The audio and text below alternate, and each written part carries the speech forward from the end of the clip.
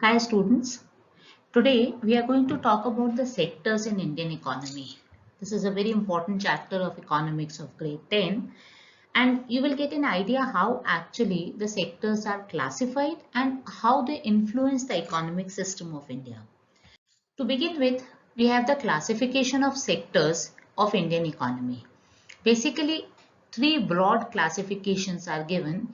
First is on the basis of the nature of job. We have three sectors, that is primary, secondary and tertiary. On the basis of working conditions, we have two, that is organized and unorganized. And last is on the basis of ownership, that is private sector and public sector. Now just to know a bit about details of these classifications, we'll start with first the classification on the basis of nature of job. We have three sectors, that is primary, secondary and tertiary. Primary sector basically deals with where we are directly exploiting the resources from nature. We are not producing something that way in which we are doing some modifications. We are just taking it in their raw format and using it. Okay, basically from agriculture, from forestry, from fishery, dairy products, that all will come in your primary sector. Now, second sector is your secondary sector, which is related to the activities of manufacturing industries. Means the output that you are getting from primary sector will be used in the industries of secondary sector. For example, the milk will be used in cheese or paneer industry, right? So basically we are getting that raw material, the exploitation of natural material, that all we are getting in our primary sector. And when we are producing something using industries, for example, we are producing iron rods using iron. So iron is what we are getting from nature, that is a mineral, and we are using it in an industry, iron and steel industry, to produce iron rods. So secondary sector can be classified as the sector where you're doing some production using industries. Moving on to tertiary sector. Tertiary sector is basically are the activities which are generating services. Understand it in a way that primary or secondary sector. Primary sector is for natural resources usage. Secondary sector is for production through industries. But both these sectors cannot work in isolation. You will be needing transportation, you will be needing finance, capital, marketing, advertising, media. Even the people who are working in first two sectors will be needing health services. That all services will come in tertiary sector. So these are the three basic classifications on the nature of job. Now the basic problem comes in when a question comes about how to decide which sector a particular dimension belongs to. Fine. For that, you can simply remember PST and MS. P stands for primary, S stands for secondary, and T stands for tertiary. Now N stands for natural, material, or what you are getting from nature directly. M stands for manufacturing and S stands for services. Right. Now suppose a sector, say banking, is given to you. You check out under NMS. Whether are we using any natural material in banking? No. So it will not be N. Are we manufacturing something in banking through industries? No. So it will not be even M or manufacturing category. Are we providing any service under banking? Yes. We are providing the service of loan, we are providing the service of cash deposit or withdrawal, and there are many. So it will come under the service or S category. So it belongs to the tertiary sector, right? Same with fishery. So are we using any natural material? Yes. Fishes we are taking directly from pond or river or from wherever. So it becomes a natural material. So it belongs to primary sector. But since we are not producing, if it comes like chips or any other product that we are producing using industry, then it goes to secondary sector. Sugar industry. Sugar industry, yes, we are taking raw material, that is sugar cane, from nature. but sugar industry it is. What we are doing in that? We are producing sugar. When we are producing sugar, it comes under manufacturing. So it becomes M, right? So sugar industry comes to manufacturing, that is your secondary sector. So to decide for the sectors, you can use that NMS and PST. N belongs to primary sector, M or manufacturing belongs to secondary sector, and S or services belong to tertiary sector. Now, there's a very common question that is asked in different ways in grade 10 is like how that historical shift of sectors took place, right? Initially, at the initial stage of development, agriculture was the basic activity, okay? So, primary sector was the most important sector for economic activities. Now, along with agriculture, cattle farming grows, okay? From their milk or other outputs, you can wool or any other output you can receive. So initially it was only primary sector that was supporting the economy. Fine. But as soon as we got technologies with us, as soon as we got different ways and means of production, right? Then the shift took place from primary sector to secondary sector. Now, secondary sector becomes important when it comes in terms of production and employment. No country can survive without production. We all agree with that, right?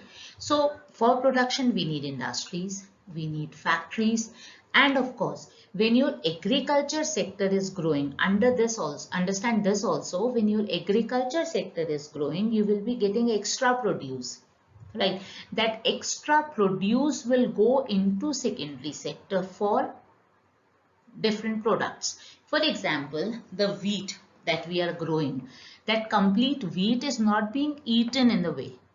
So it is also going to biscuit industry. It is also going to bread industry, the flour that we are getting from wheat. So wheat is not only taken in that raw form of wheat always. It is supporting, it is moving as the input for secondary sector also, right? In the same way, there are various products of primary sector which are coming as input in secondary sector. So when primary sector grows, automatically, slowly and slowly with the advancement of technologies, secondary sector starts growing. Now, the most important aspect, there are many, a huge group of people working in first and second sector. When the first and the second, that means the primary and the secondary sector starts growing, what happens is basically they start getting money in their pocket. Now, when you have money in their pocket, what do you look for? You look for better education, you look for better health services, you look for entertainment, you look for security, you look for better lifestyle. Okay. Along with that, if you want growth in secondary sector or in primary sector, what you need? You need marketing, you need better communication devices, you need transportation. These all are the support services, okay, which are supporting the first two sectors, but at the same point of time, they are making an individual sector of their own. That is the tertiary sector. Now, with the growth of first and second, tertiary will automatically grow, and with the support of tertiary, first and second, primary and secondary will of course grow. So this becomes a loop, right? But tertiary sector is the sector which is actually giving maximum employment as on today. And why tertiary sector is important? Because it is giving support services to both primary and secondary, right? Also motivation to grow given to primary and secondary through tertiary sector. Can you believe, can you just assume your life without education, health services, entertainment, whatever? Can you assume? No, that all is coming to you through tertiary sector. Your laptop or mobile may come to you from primary sector, but you are not having services in that, then tertiary sector is not working that way. So tertiary sector becomes the important sector. This is how the shift took place from primary to secondary and then finally to tertiary. Now again here you remember N stands for primary or natural raw material. Moving on to secondary, so technology comes in over there, and tertiary, where the services are there to support the previous two. This is how the shift of sectors take place. We were talking about the classification of sectors on the basis of nature of job. Another classification is on the basis of working conditions. We have two sectors, organized and unorganized. Basic question, common question that comes in is, what is the basic difference between the two types of sectors? Organized sector is registered by the government. Unorganized is not in that control of government. It is not like that they are not in control of government, that we cannot control them. But the thing is, they are scattered. A person selling flowers in front of a temple, a person selling tea anywhere in a small stall roadside dhaba or somewhere. These are the scattered units, the maid servants. Okay, now of course there are unions, there are organizations which are trying to organize these sectors, but still a huge percentage of people are still out of any sort of organization, right? So unorganized sector is having that group of people, that group of working people, those who are still not in any sort of organized manner. They are small, they are not earning good, and they are not directly in the control of the government.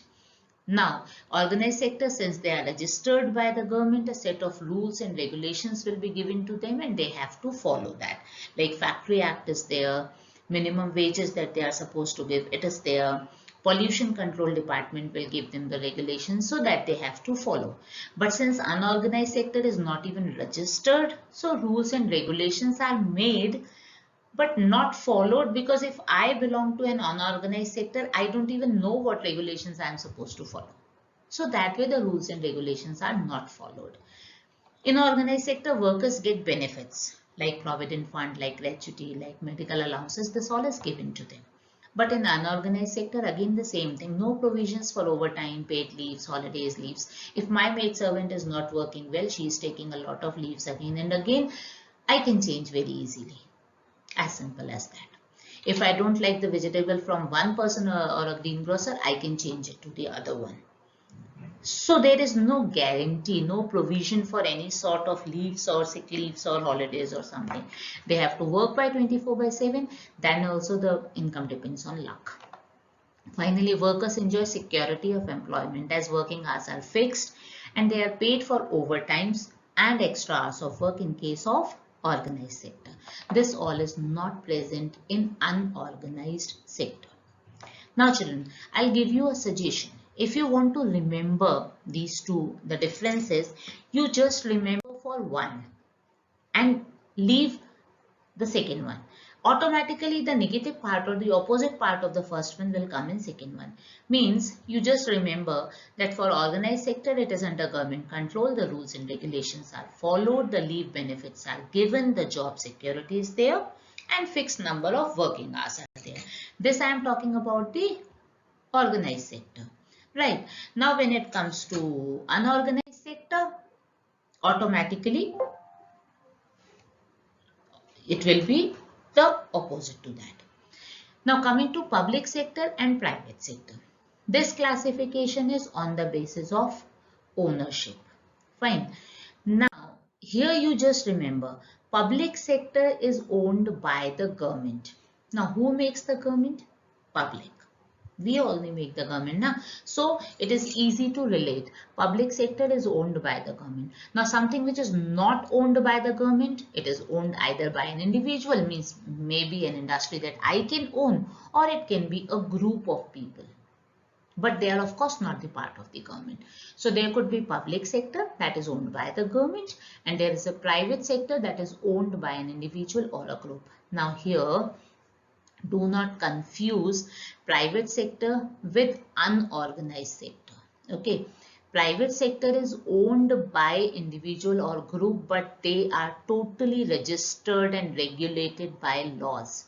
Okay, so private sector is when a group of people or an individual is owning the business or the industry, but they are registered and the protocols, their rules and regulations are clearly defined. Now, there is one term which will come in this chapter of yours, that is your disguised unemployment. When more people are engaged in same activity that the number of person required for that, this is called disguised unemployment.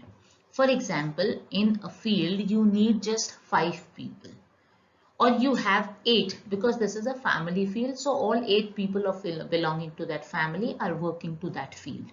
That is not actually needed. Right, then those extra 3 are called disguised unemployed because they are not actually needed over there. They could have done something else in terms of earning, because if 5 people are working on the field or if 8 are working on the field, if same produce is coming out, means the same earning is there. So those 3 are not contributing anything. This work could have been done by the 5 people only.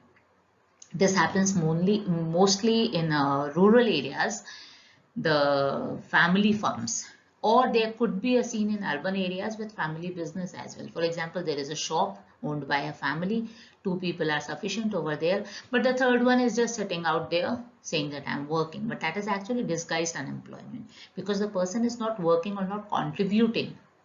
Okay, this is disguised unemployment. Now, here you remember, disguised can also be twisted as the word underemployed. More people are working there than needed, and it is very common in agriculture sector. These are the 3 things that you need to remember with disguised unemployment. Another important term that will come in this chapter is GDP or gross domestic product. It is a monetary measure of the value of all final goods and services produced in a period. Now, period could be quarterly, half yearly, yearly. This depends on how we want to calculate it. Nominal GDP estimates are commonly used to determine the economic performance of a country or a region, that to make international comparisons. How much economic growth we have achieved, how much gross domestic product we have created, that is what we get to know from the GDP. Now here you remember, GDP is calculated on final goods and services. Remember, this final term is very important in the definition. Intermediate goods and services are not included. For example, if I am going to take biscuit sector, biscuit industry, what is the contribution of biscuit industry in GDP? Right. So we are going to check the revenue that is generated through biscuit industry. Now, biscuit industry is not something that has come automatically. It is like it started from the wheat production, then coming to flour, and then a lot of things were involved, the processes, and finally the biscuits came out. But when you are talking about the biscuit industry, the revenue will be calculated only on the sale of the biscuits, not what was generated through the wheat selling in the process or flour selling in that all intermediate goods will not be involved. So remember, when you are mostly in MCQ, this question comes in where they ask for GDP and then they will give you different definitions. Remember, it is calculated for final goods and services. Intermediate goods and services are not. Now the last topic of this chapter is Manrega 2005. Now this chapter can be, this particular topic can be asked in 4 ways. One, of course, the full form, that is Mahatma Gandhi National Rural Employment Guarantee Act 2005. How many days of employment is assured? That is 100 days of employment. What is the basic purpose of launching this particular scheme is? First of all, to control the rate of unemployment in rural areas. Second, to ensure the developmental activities in rural areas. The focus is on increasing the production from land. The job role could be maybe creating a water reservoir or building a float for better connectivity or water harvesting system or even farm work. But it depends what sort of job is required for that particular area. And last thing is that this scheme ensures right to work. Fine. So a person who is having capacity to work, should get the work according to his capacity is the basic purpose of this scheme. Now this is the basic idea of the chapter sectors in Indian economy. When you are writing your answers, take care of the bullet points, take care of the technical terms which are coming in this chapter, and describe with pinpointed clear statements. Read the chapter after this presentation. You will get a better understanding of the chapter. Thank you.